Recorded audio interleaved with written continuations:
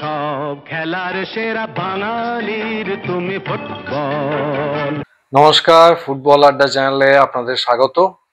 22 তারিখে মোহনবাগানের যে ইলেকশনটা হওয়ার কথা ছিল সেটা তো আপনারা সবাই জানেন যে হচ্ছে না।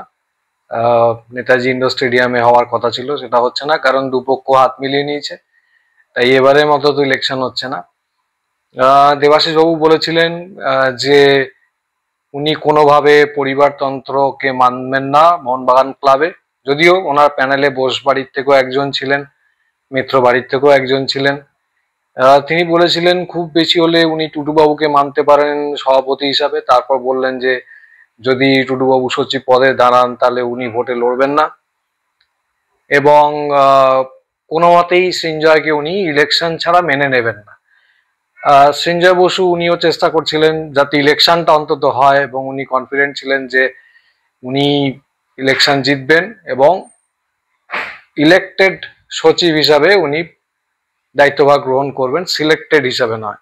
যাই হোক, সবকিছু একটা তালগোল পাকিয়ে কি হলো যে দেবাশিস দত্ত উনি মেনে নিলেন সৃঞ্জয় বসুকে, আগে সব কথা ভুলে গিয়ে। এবং সৃঞ্জয় বসু উনি ইলেক্টেড হতে এত আগ্রহী ছিলেন, কিন্তু তিনি সিলেক্টেড সচিব হিসাবেই রাজি হয়ে গেলেন দায়িত্বভার নিতে। যাই হোক, আপনারা মেম্বার, আপনারা বিচার করবেন যারা আছেন যে কি হলো ব্যাপারটা। আজকের বিষয় সেটা হচ্ছে যে এই নতুন যে কমিটি তৈরি হলো তাদের কাছ থেকে মোহনবাগান সদস্য এবং সমর্থকদের আশা এবং প্রত্যাশা। প্রথমে টিকিট বিলি নিয়ে বলবো, কারণ এটা একটা পয়েন্ট। এই পয়েন্টের মধ্যেই আবার 3-4টে আলাদা পয়েন্ট আছে। ফার্স্ট পয়েন্টটা বলি, এই কোভিড পরবর্তীকালে যতগুলো ফাইনাল এখানে কলকাতায় অনুষ্ঠিত হয়েছে, সেটা ডুরান্ড কাপ হতে পারে, আইএসএল কাপ ফাইনাল হতে পারে, প্রত্যেকটা ক্ষেত্রে ফাইনালে দেখা গেছে যে টিকিট নেই, টিকিটের হাহাকার এবং চরম কালোবাজারি। প্রচুর কমপ্লিমেন্টারি টিকিট ছাপা হচ্ছে এবং সেগুলো চলে যাচ্ছে কর্পোরেট অফিসে বা পার্টি অফিসে, এবং সত্যি কথা বলতে যাদের কাছে পৌঁছাচ্ছে তাদের ফুটবল সম্পর্কে কোনো আগ্রহ নেই, তারা খেলা দেখতেও আসে না। এবং যার ফলে কি হচ্ছে, এই টিকিটগুলো তার হাত ঘুরে চলে আসছে কালোবাজারির হাতে। এই যে আইএসএল কাপ লাস্ট হয়ে গেল আমাদের কলকাতায় সল্টলেক স্টেডিয়ামে, এবং মোহনবাগান চ্যাম্পিয়ন হলো 2-1 গোলে বেঙ্গালুরুকে হারিয়ে। সেখানেই 200 টাকার টিকিট চাওয়া হচ্ছিল 800 টাকা। তাহলে ভেবে দেখুন কালোবাজারি লেভেলটা কোন জায়গায় গেছে। তো এটা আমার অনুরোধ, যারা নতুন কমিটি আসছেন তারা মোহনবাগান সুপার জায়ান্ট কর্তৃপক্ষকে সঙ্গে নিয়ে, আইএসএল কর্তৃপক্ষ, ডুরান্ড কর্তৃপক্ষ বা যারাই ফাইনালটা অ্যারেঞ্জ করবেন তাদের কাছে এই কথাগুলো জানান যে যে সদস্য সমর্থকরা পুরো টুর্নামেন্ট ধরে মাঠে আসছে, দলকে উৎসাহিত করছে, প্র্যাকটিসে যাচ্ছে, তাদেরকে বিভিন্ন খেলোয়াড়দের গিফট দিচ্ছে, তারপরে যে সমস্ত আবির বা আতশবাজি নিজেদের পয়সায় বড় বড় হোর্ডিং, ব্যানার, এগুলো যে নিয়ে আসছে, এগুলো করছে, তারাই ফাইনালে কালোবাজারি টিকিট কেটে, ব্ল্যাকের টিকিট কেটে ঢুকবে। এটা কেমন লাগছে? এটা তো ঠিক নয়। প্রয়োজনে আপনারা তিন প্রধান যান এবং এখানে কথা বলুন, যারা এই সমস্ত এজেন্সি আছে, এএফএফ আছে, তারপরে এফএসডিএল আছে বা সেনা কর্তৃপক্ষ, তাদেরকে বোঝান ব্যাপারটা। এটা একটা। দ্বিতীয় হচ্ছে যে কার্ড প্রতি মোহনবাগান সদস্য, যারা মোহনবাগান মেম্বার, যারা একটাই টিকিট পান, এবং সেটাও বহু কাঠখড় পুড়িয়ে, মানে ঘন্টাখানেক লাইনে দাঁড়িয়ে, যদি 3টে বলা হয় তাহলে 3:30 4:45 টিকিট বিলি শুরু হচ্ছে, এক একজনের প্রচুর সময় নিচ্ছে, এই একটা সমস্যা আছে। দ্বিতীয় হচ্ছে অনেক সদস্যই বেশ বয়স্ক, তারা হয়তো চান যে যদি 2টো টিকিট পাওয়া যায় তারা সস্ত্রীক যেতে পারেন, বা নাতিকে সঙ্গে করে নিয়ে যেতে পারেন যারা খুবই বয়স্ক, বা ছেলের সঙ্গে যেতে পারেন। একজন তাদের প্রয়োজন, একা তারা হয়তো মাঠে যেতে পারবে না। সল্টলেকে যা উঁচু উঁচু সিঁড়ি, সেইখানে বৃদ্ধ মানুষ, বয়স্ক মানুষ, তাদের পক্ষে একা একা যাওয়া খুব কষ্ট করবে।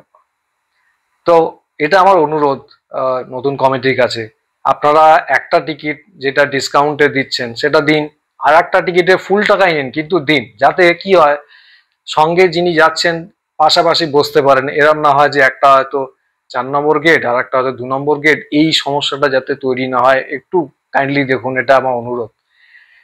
3 নম্বর হচ্ছে টিকিট রিডামশন। টিকিট রিডামশন যারা অনলাইন টিকিট কাটছেন, যারা চাকরি বাকরি করেন, তাদের পক্ষে তো লাইনে দাঁড়িয়ে টিকিট কাটা সম্ভব নয়। যারা অনেক দূর থেকে আসেন, যেমন বেথুয়াডাওয়ারি হতে পারে, মেদিনীপুর হতে পারে, খড়গপুর, এরপরে সুন্দরবন অঞ্চল থেকে, দক্ষিণ 24 পরগনার প্রত্যন্ত অঞ্চল থেকে আসেন খেলা দেখতে, তো তারা অনলাইন টিকিট কাটেন। এবং অনলাইন টিকিটের সমস্যা হচ্ছে যে ম্যাচের আগের দিন হয় মোহনবাগান টেন্টের বাইরে বা সল্টলেকের গেটের স্টেডিয়ামে গেটের বাইরে থেকে তাদেরও আধ ঘন্টা থেকে 1 ঘন্টা লাইনে দাঁড়িয়ে রোদের মধ্যে টিকিট নিতে হচ্ছে। এখন আমি যদি অনলাইন টিকিট কাটি, আমাকে একটা কনভিনিয়েন্স ফি দিতে হয়। ধরুন আমি 3টে টিকিট কাটলাম, আমাকে 100 টাকা কনভিনিয়েন্স ফি দিতে হলো। কিন্তু এই 100 টাকা কনভিনিয়েন্স ফি দিয়ে আমার লাভ কি হচ্ছে? আমি যদি রোদে আধ ঘন্টা থেকে 1 ঘন্টা দাঁড়িয়ে আমাকে টিকিটটা রিডেম করাতে হয়। আর একটা পয়েন্ট, এই রিডেমশনেরই আর একটা পয়েন্ট, অনেকে তো দূর থেকে আসেন, জামশেদপুর থেকেও আমার সাথে আলাপ হয়েছে, খেলা দেখতে এসছে। তিনি মাঠে এসে খেলার দিনকে পৌঁছে দেখছেন যে এখানে টিকিট দেওয়া হবে না, বেলেঘাটার কোন গলির ভেতরে কোনো এক ক্লাবের থেকে দেওয়া হবে। সে তো কিছুই জানে না, কিছুই চেনে না। তাহলে যে মানুষটা আসছে মাঠে, তাহলে তাকে ছুটতে হচ্ছে আগে সেই বেলেঘাটার কোন গলির ভেতর কে ক্লাব আছে তাকে খুঁজে বার করতে হচ্ছে, সেইখানে গিয়ে টিকিটটা সংগ্রহ করে আবার তাকে ছুটে ছুটে আসতে হচ্ছে খেলা দেখতে।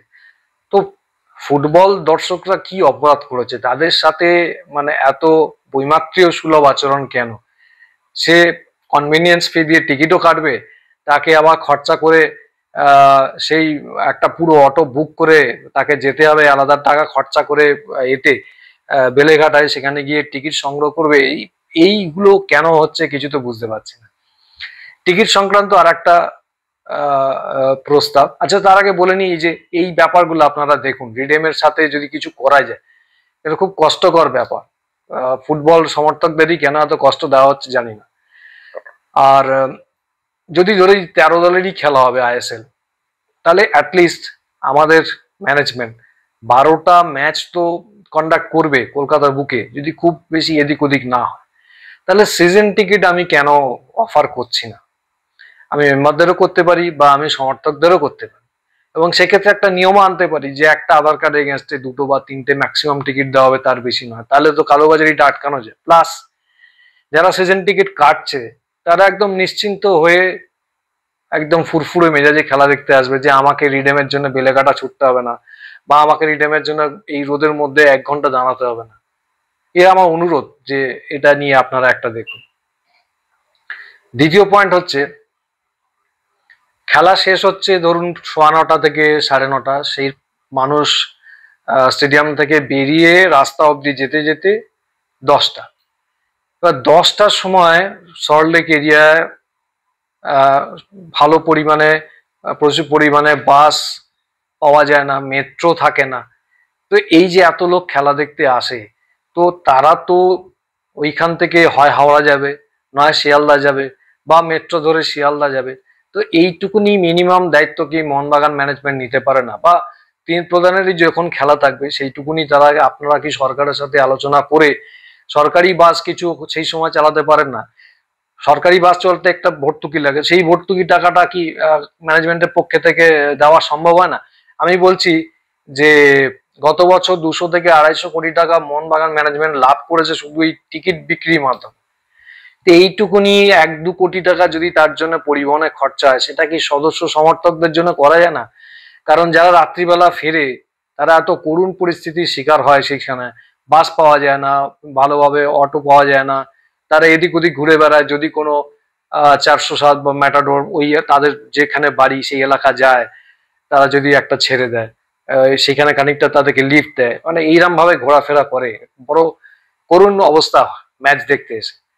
এইটা আমার রিকোয়েস্ট, আপনারা ফুটবলের স্বার্থে, সমর্থকদের স্বার্থে এটা আপনারা ভাবুন যে পরিবহনের যদি কিছু করা যায় রাজ্য সরকারের সঙ্গে কথা বলে, বা প্রাইভেট যদি কিছু আপনারা ব্যবস্থা করতে পারেন, যে সেই সময় যথেষ্ট পরিমাণে বাস থাকবে যারা হাওড়া শিয়ালদায় ছেড়ে দেবে, এবং মেট্রো কর্তৃপক্ষের সাথে কথা বলে সেই সময় যদি রাত্রি 10:30 বা 11টা অবধি পরপর কিছু মেট্রো চালানো সম্ভব হয়। এটা আমার অনুরোধ। আর একটা অনুরোধ হচ্ছে যে ওই সময়টা খুব হেভি ভেহিকেল ছেড়ে দেওয়া হয়, এবং এটা খুব সাংঘাতিক। কারণ জেতার পরে প্রত্যেকেই আনন্দ করতে করতে বাইক নিয়ে বেরোচ্ছে, বেশিরভাগই বাইক নিয়েই বেরোয়, কিছু লোক হেঁটে রাস্তা পার হচ্ছে। সেই সময় যে এত হেভি ভেহিকেল, বড় বড় ট্রাক ট্রেলার ছেড়ে দেওয়া হচ্ছে, তো এইটা কি পিছনো যায় না কোনোভাবে? অন্তত ম্যাচের দিন ধরুন হয়তো 9টায় ছেড়ে দেয়, সেই জায়গায় কি 11টার সময় ছাড়া যায় না? এতে কি হয়, অহেতুক এ বিপদটাকে এড়ানো যায়। এবং যদি কখনো কোনোদিন এই কারণের জন্য প্রাণহানি হয়ে যায়, একটা খুব বাজে ব্যাপার হয়। মানে যিনি চলে গেলেন, তার পরিবারের তো গেল, মানে কি হবে? সচিব বা প্রেসিডেন্ট গিয়ে শুধুমাত্র দুঃখ প্রকাশ করবেন, কিন্তু যে দুর্ঘটনাটা ঘটা সেটা তো ঘটেই যায়। তো এটা আমার একটা অনুরোধ যে আপনারা রাজ্য সরকারের সাথে, ট্রান্সপোর্ট ডিপার্টমেন্টের সাথে, বিধাননগর পুলিশ কমিশনারের সাথে কথা বলুন এবং ব্যবস্থা করুন যেদিন ম্যাচ থাকবে সেদিন 9টার বদলে যাতে 11টার পর হেভি ভেহিকেল গুলোকে ছাড়া। এর পরের পয়েন্টটা হচ্ছে যে স্টেডিয়ামের ভেতরে কোনো রকম খাবার দাবারের কাউন্টার বা ইভেন্ট পরিষ্কার পরিশুদ্ধ পানীয় জলও পাওয়া যায় না। এটা খুব বাজে ব্যাপার। মানে আমি খেলা দেখতে যাচ্ছি, খেলা শুরু হবে 7:30টায়, তা আমি 6:30টায় কি 6:45টায় লোকজন ঢুকে যাচ্ছে, তো এই 6:30 বা 6:45টায় আমি শেষবারের মতো চা বিস্কুট খেলাম বা জল খেলাম, তারপরে ভগবান ভরসা, কি হবে জানি না। তো এইখানে আপনি যদি ইডেনে ক্রিকেট খেলা দেখতে যান, নিচে অনেক ফুড স্টল আছে, সেখান থেকে আপনি খেতে পারবেন, খাবার সংগ্রহ করতে পারবেন, জল খেতে পারবেন, কোল্ড ড্রিঙ্কস খেতে পারবেন, কিন্তু এখানে বিন্দুমাত্র সে সমস্ত অবস্থা নেই, ব্যবস্থা নেই। একটা বয়স্ক মানুষ যিনি কষ্ট করে খেলা দেখতে এসছেন, তার যদি জল তেষ্টা পায় তখন কি হবে? বা বাকি লোকরাও এত চেঁচাচ্ছে, এ করছে, তাদের তো কমসে কম খাবার জলটুকুনি দিতে হবে। আবারও একই আহ, অনুরোধ যে নতুন কমিটি তারা মোহনবাগান সুপার জায়ান্ট ম্যানেজমেন্টকে সঙ্গে নিয়ে ক্রীড়া দপ্তরের সাথে কথা বলুন এবং বিধাননগর পুলিশ কমিশনারের সাথে কথা বলুন যাতে এই সমস্যাগুলো মিটিয়ে ফেলা যায়, এইগুলোর জন্য কিছু করা যায়। এবং একটা শেষ অন্তিম প্রস্তাব, সেটা হচ্ছে যে অনেক দূর দূরান্ত থেকে যেমন মুর্শিদাবাদ বা মেদিনীপুর বা সুন্দরবন বা এদিকে ধরুন বনগাঁ, অনেক দূর দূর থেকে মানুষ সমর্থকরা খেলা দেখতে আসে, প্রিয় দলের খেলা দেখতে আসে, প্রিয় দলের জিতটাকে প্রত্যক্ষ করতে চায়। কিন্তু প্রথম পয়েন্ট যেটা বলেছিলাম যে ফিরে যেতে যেতেই অবস্থা খারাপ, এরপরে তাদেরকে গিয়ে যারা যখন দেখে হাওড়া শিয়ালদায় গিয়ে যে শেষ ট্রেনটাও বেরিয়ে গেছে, তাদেরকে হাওড়া প্ল্যাটফর্মে শুয়ে রাতটা কাটাতে হয়, ভোরবেলায় প্রথম ট্রেন ধরে তারা চলে যায়। তো সল্টলেক এরিয়াতেই অনেক ইউথ হোস্টেল আছে, এটা আমার একটা প্রস্তাব, ভেবে দেখবেন নতুন কমিটি এবং মোহনবাগান ম্যানেজমেন্ট। এই যে যারা দূর দূরান্ত থেকে আসছে তাদের জন্য কি একটা রাত কাটাবার কোনো ব্যবস্থা করা যায় না? তারাও তো কোনো বাড়ির ছেলে, তারা ওপেন একটা এতে শুয়ে আছে, প্ল্যাটফর্মের ওপর শুচ্ছে, নোংরা কাদার ওপর তারা শুতে বাধ্য হচ্ছে।